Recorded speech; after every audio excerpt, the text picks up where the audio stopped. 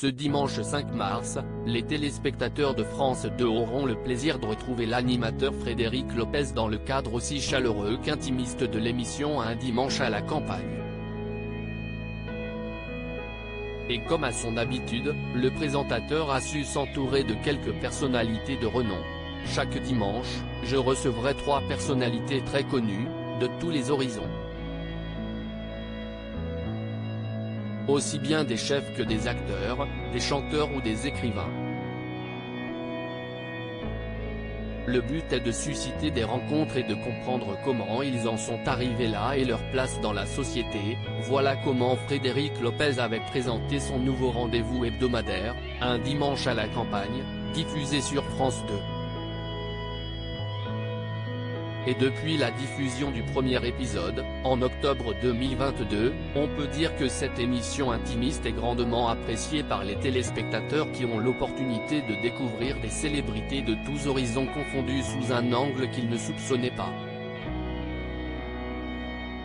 Mais après quelques perturbations, liées notamment à la retransmission du tournoi à destination, le présentateur revient dès ce dimanche 5 mars à l'antenne avec une brochette d'artistes qui ont tous accepté de partager leurs différentes expériences.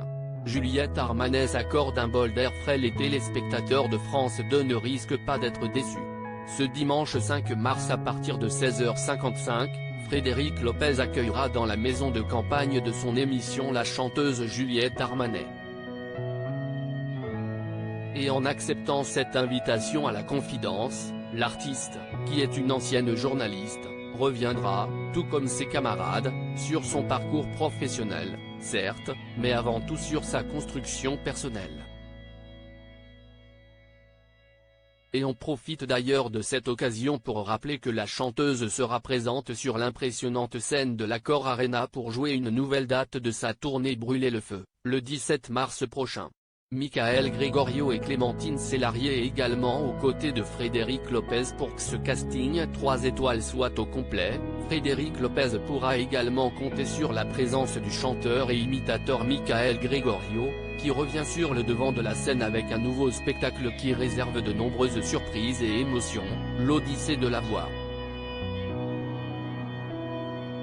Et reviendra dans l'émission sur son deuil lors des attentats de 2015. Enfin, pour clôturer ce trio, la comédienne Clémentine Célarié a répondu à l'appel.